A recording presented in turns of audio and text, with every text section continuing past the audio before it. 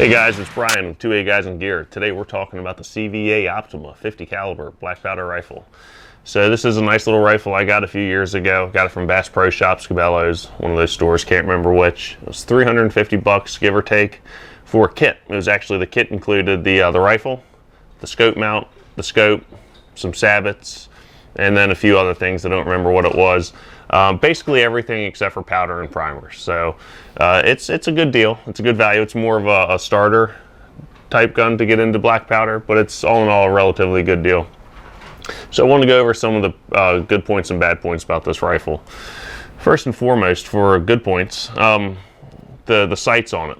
Right out of the box, it comes with fiber optic sights, and for being plastic fiber optic sights, they're not bad. So I've shot it a few times with open sights, and I really liked it. So, but I did end up mounting the scope on it, which it was drilled and tapped for the scope. Scope mount went on really easy. Scope went on really easy. So all in all, that's a nice feature, that everything is right there. It's decent quality as far as optics and sights. The other thing I really like about this gun, is probably the thing I like the most about this gun, is it actually opens up at the breech, just like any breech loading rifle or shotgun would. And the reason I like this is there's actually two reasons. One is to get your primer in here, your 12 gauge primer. You don't need to sit here with a special tool, or if you have fat fingers, fumble around with it, or you know, not much dexterity in your hands, fumble around with it. You have a wide open area to get your hand in there to put your primer in. So that in itself is nice, especially if you're wearing gloves. It helps out a lot. Okay. So the other thing I like about this is the breech plug.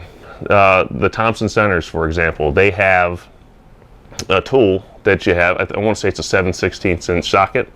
You have to take that, break it loose, then you can finger it out of there.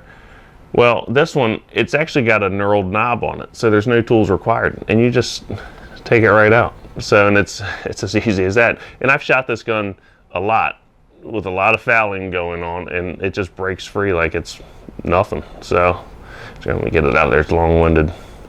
So, and then once you get that out, at the end of the day, when you're ready to clean your rifle, you have access to both ends of your barrel, and it just makes things so much easier. So I think all in all, those are some really good points about this rifle. In addition to one thing that you might not be able to tell until you actually pick the gun up, but the ergonomics on it, for as basic as it looks, are actually really good. So this gun is incredibly comfortable to hold. But you know, you won't notice that looking at it until you actually picked it up.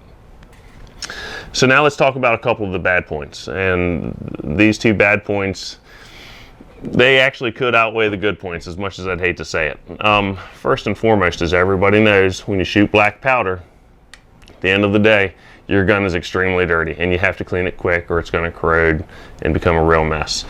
It's not really a problem from this point up, but once you get to your firing pin assembly, I don't know how to take it apart to clean it. The directions say just put a screwdriver in there and you can break it loose. Well, I can't figure it out for the life of me how to do it, because the actual firing pin is in the middle of the slot where your screwdriver would go. So I don't know how you get the screwdriver in there. And I've even tried spanner screwdrivers, no luck. So I don't know. I'd love to know if anybody has any suggestions on how to clean it. That would be great. What I've been doing is actually two different things.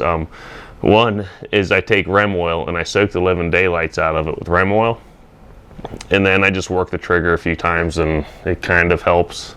It's not great, but it works. The other thing I've done is I've taken this whole assembly apart, and I've taken just the receiver itself, and I've put in an ultrasonic cleaner, and that works okay. It's still, it doesn't break down all the garbage that's in there, but it works a lot better than just putting REM oil in it. So, you know, it hasn't failed me yet, but it's not right either. The other thing that's really been a thorn in my side with this gun is I've had a really hard time getting this gun dialed in. I've tried every type of bullet and powder combination that I can think of. And unfortunately, I haven't been able to do anything better than a 1.5 inch group at 50 yards, which that in itself I'm fine with for hunting. It's great.